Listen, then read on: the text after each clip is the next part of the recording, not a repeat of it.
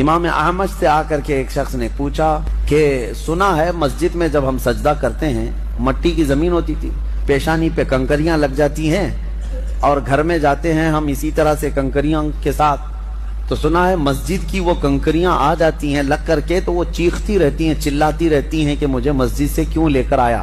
جیسے اور بھی بہت سارے لوگ یہ کہتے ہیں مدینے کی مٹی لے کر کے آؤ تو وہ روتی ہے، ہاں بہت روتی ہے، اس کا کیا کرنا چاہیے کہ وہاں سے اٹھا کر کے تم لائے اس کی پاکیزہ جگہ سے۔ امام اعمش نے فرمایا، جب اس نے سوال کیا کہ وہ کنکریاں روتی ہیں چلاتی ہیں تو اس کا کیا حل ہے، تو آپ نے فرمایا ان کے گلے مضبوطی سے پکڑ لو، وہ ساری کنکریوں کے گردن دبا کے رکھو تاکہ کوئی نہ چلائے۔ تو اس نے کہا بھلا کنکریوں کا کوئی گردن ہوتی ہے، گلا ہوتا ہے؟ تو انہوں نے پوچھا پھر چلاتی کہاں سے چلاتی ہیں؟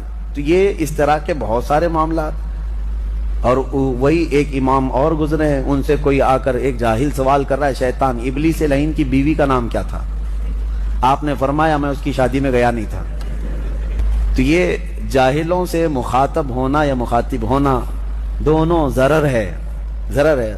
کبھی کبھار ایسا ہوتا ہے کہ جاہل تمہارے ایمانی درجے کو بھی گرا دے گا، تمہارے ذہن و دماغ میں شک پیدا کر دے گا۔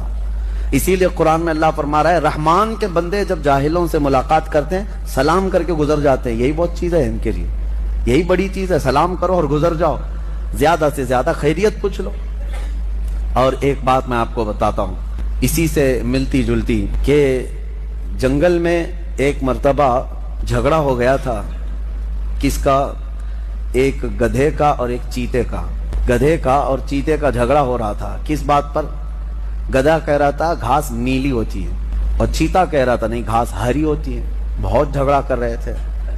گدھے نے کہا نہیں نیلی ہوتی ہے، چیتا کہہ رہا نہیں ہری ہوتی ہے۔ دونوں فیصلہ کرنے کے لیے شیر کے پاس آئے، جنگل کا راجا تھا، تو دونوں نے جب یہ مقدمہ رکھا کہ گدھے کی بات یہ ہے چیتے کی بات یہ ہے، شیر نے کہا گھاس نیلی ہوتی ہے، گھاس نیلی ہوتی، گدھا صحیح کہہ رہا ہے۔ اس کو انعام بھی دیا اور کہا کہ چیتا غلط تھا اور اس کو کوڑے بھی مارے جائیں، 10 کوڑے مارے جائیں۔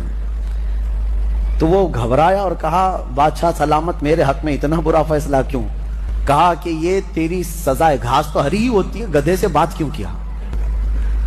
یہ تیری سزا ہے، گدھا تیرے لیول کا نہیں تھا، گھاس ہری ہی ہوتی ہے لیکن جو تیرے لیول کا تھا نہیں اس سے تو مباحثہ کر رہا ہے، مناظرہ کر رہا ہے۔ تو یہ اس میں ایک درس ہے